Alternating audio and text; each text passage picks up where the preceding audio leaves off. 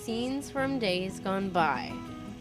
It was a simpler time when 80% of the food people ate came from the ground they lived on. But then again, as the saying goes, what is old is new again, and that certainly applies here. A long time ago, there was a lot of wheat grown here. In fact, enough they used to export it.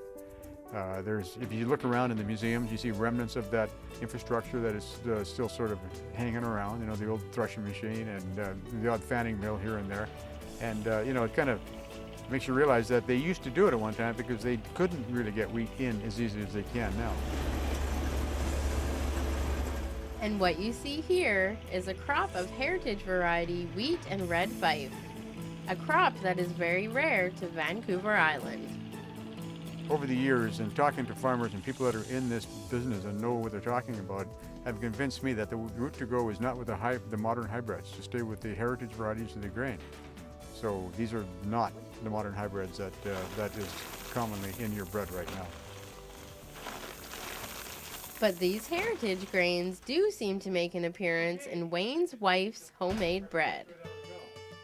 My bread is a little different than the bread that you buy in the store.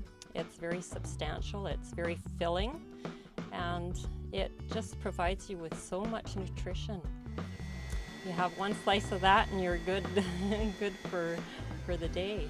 So when you grow things cleanly and healthily, you can't help but benefit from it.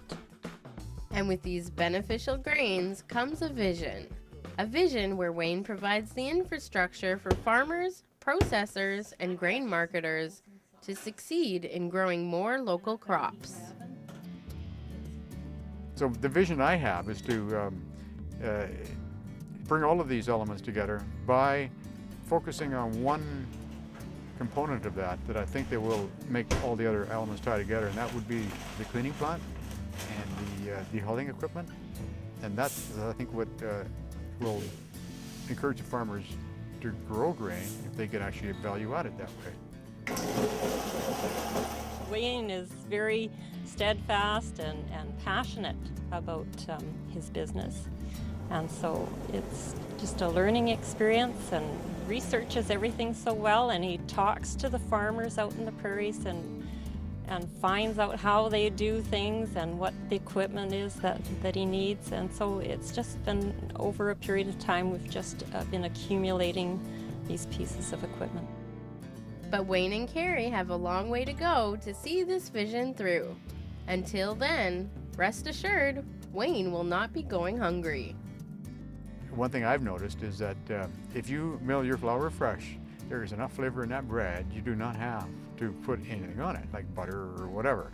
And so commonly that is what I do, as I just eat the bread the way it is. And in fact, it's not unusual for me to eat a whole loaf of bread, like the whole 2-pound loaf. So once you get started, you can't stop. For more information, visit their website or head down to the farmer's market to try Carrie's bread yourself. In Port Alberni, I'm Jenny Fortin. Thank you.